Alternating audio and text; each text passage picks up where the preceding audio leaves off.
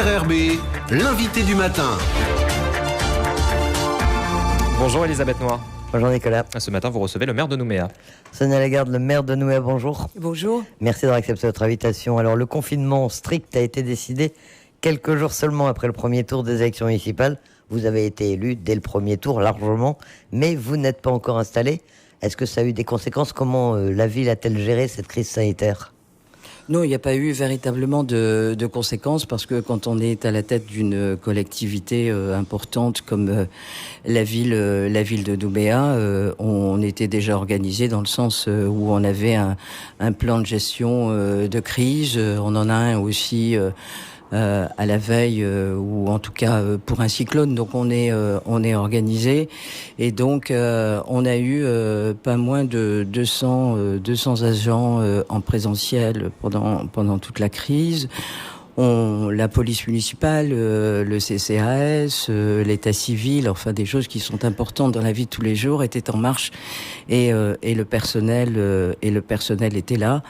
On a dû ouvrir à la demande du gouvernement aussi 4 écoles, donc il a fallu s'organiser pour pouvoir recevoir les enfants du personnel soignant. Exactement. Et donc voilà, on avait à peu près 150 agents aussi en télétravail. Donc ça a continué à fonctionner, même si le nouveau conseil municipal n'est pas encore en place. Le maire est en place et était en place et toujours en place jusqu'à ce nouveau conseil municipal. Alors, c'est une crise hors norme, hein, donc il y a un plan de crise qui est prévu dans les collectivités, mais quand même, quels sont les principaux problèmes auxquels vous avez dû faire face notamment ces 4 semaines de confinement strict? Quels sont les problèmes qui sont apparus?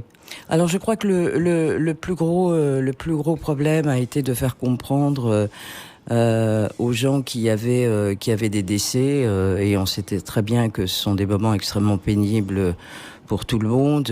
On a été obligé de fermer les salles de veille et de permettre 1 heure de recueillement avant l'enterrement. Donc on a eu quelques difficultés à gérer avec des gens qui n'avaient pas toujours compris. Voilà, je crois que ça a été vraiment le plus gros problème à gérer.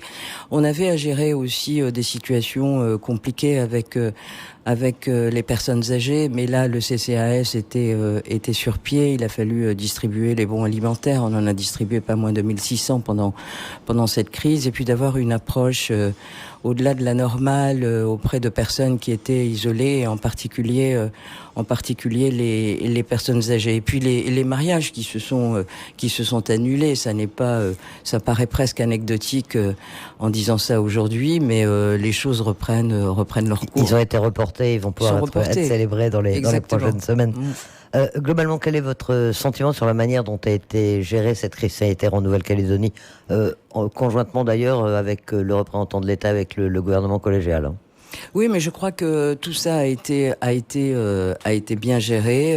Les communes obéissent bien évidemment au plan d'action qui a été mis en place par le président du gouvernement conjointement avec le haut-commissaire.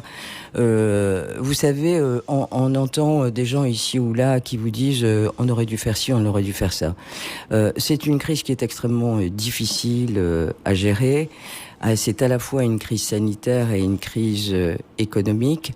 Et je crois que les temps sont très difficiles. Et je crois que les décisions qui ont été prises ont été des bonnes décisions. Et puis ça met en exergue quelque chose. Ça veut dire que par ces temps de crise, on voit bien que ce gouvernement qui est collégial, alors on n'a pas les dessous des cartes, et je pense que les décisions qui ont été prises ont souvent été peut-être ce qu'on ne sait pas, mais difficiles, voire houleuses dans certaines réunions.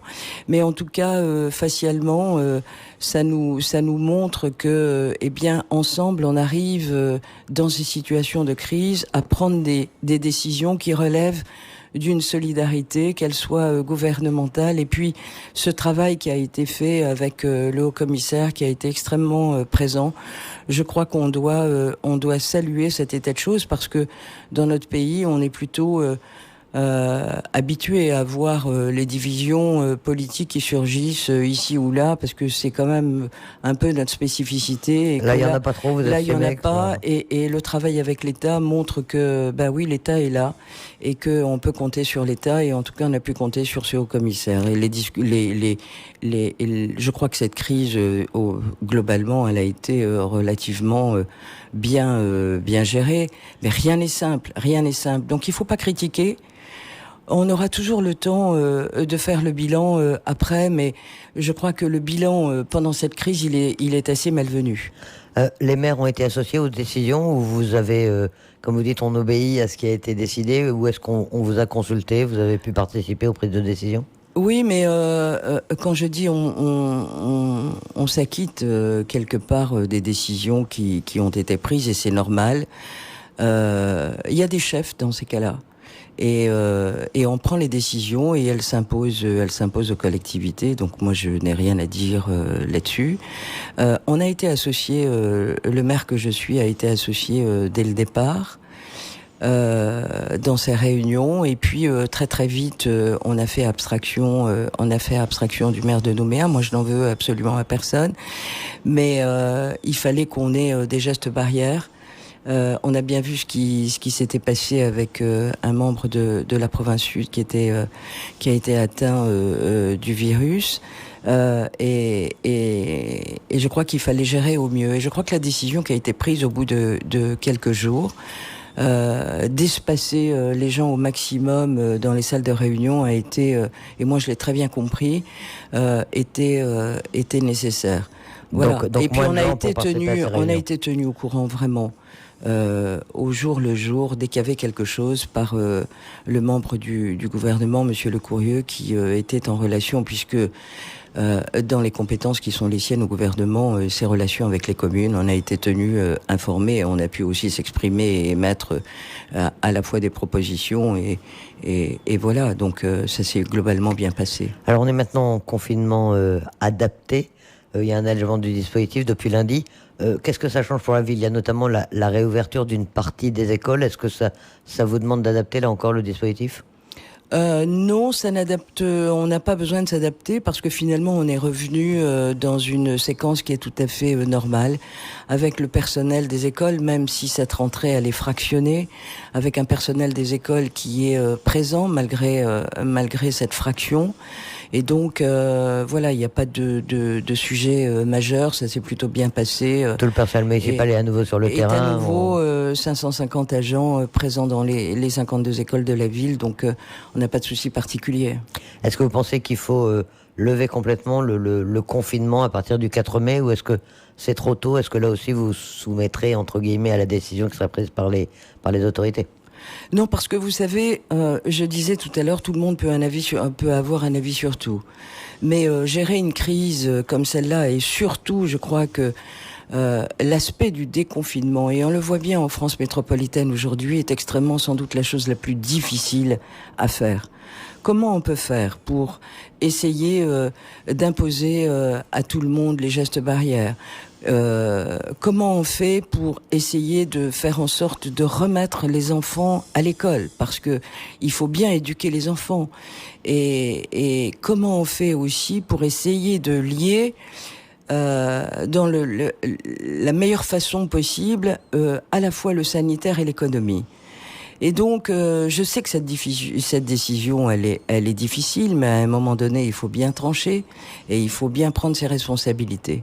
Et je crois que ça a été fait avec raison, parce que au-delà de la crise sanitaire, parce que j'entends ici ou là, mais attention, il y a trop de gens rassemblés, etc. Mais comment on fait pour rebooster l'économie? Parce que cet aspect de la question est extrêmement grave. On a, depuis plusieurs années, dû faire face, et là il y a encore pas longtemps, avec une situation économique absolument, je vais pas faire du catastrophisme, mais on pourrait dire qu'elle est extrêmement grave sur le plan économique, et que là on vient rajouter avec le Covid un certain nombre de dispositions qu'on a dû prendre, qui ont coûté beaucoup d'argent.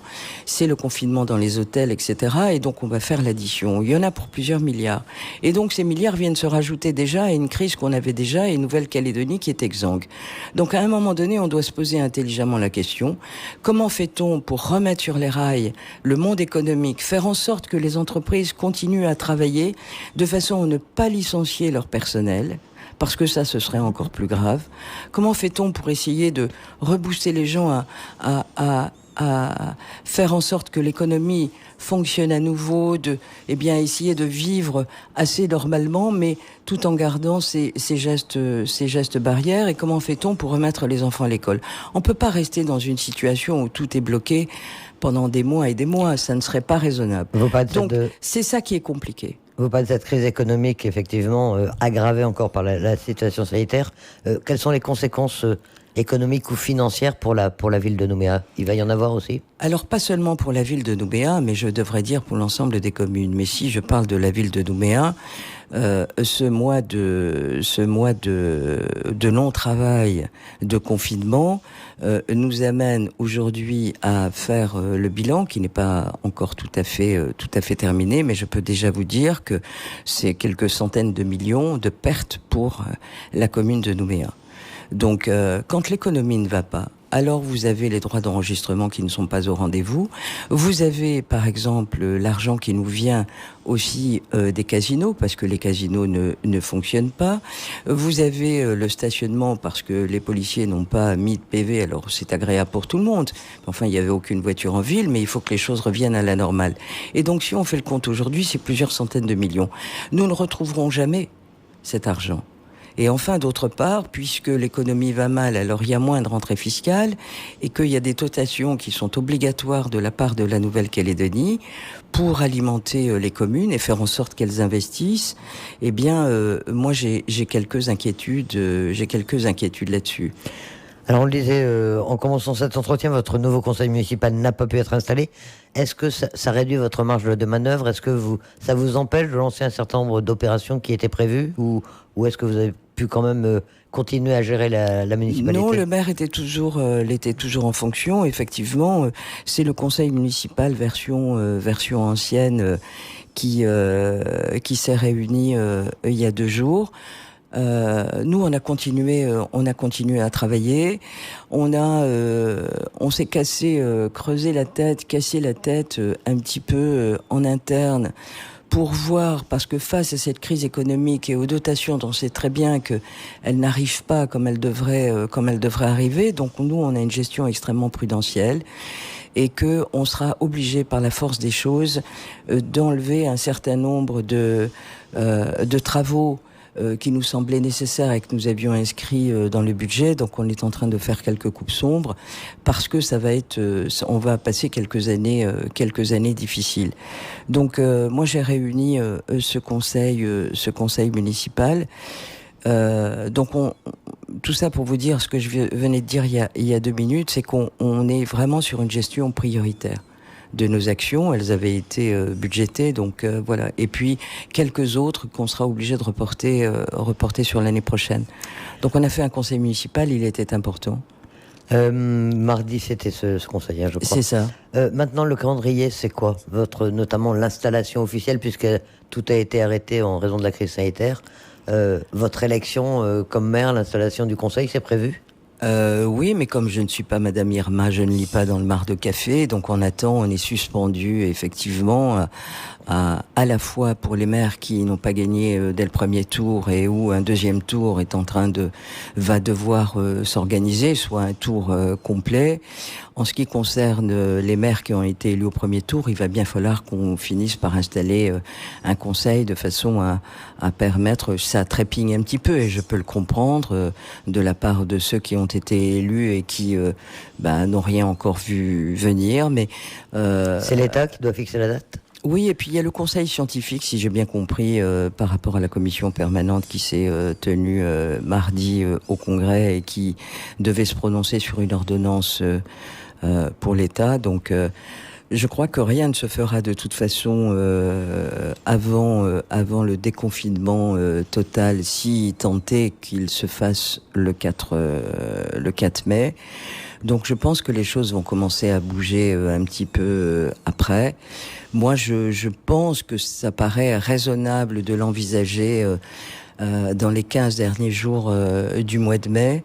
Ça paraît possible, donc on est suspendu à la fois une décision qui sera prise par l'État, mais de concert, vous le savez, comme pour le deuxième tour, qui aura sans doute lieu, qui sera pas du tout en concordance avec le deuxième tour en métropole, et il faudra l'avis du comité scientifique local, et puis l'avis du président du gouvernement en lien avec le haut-commissaire.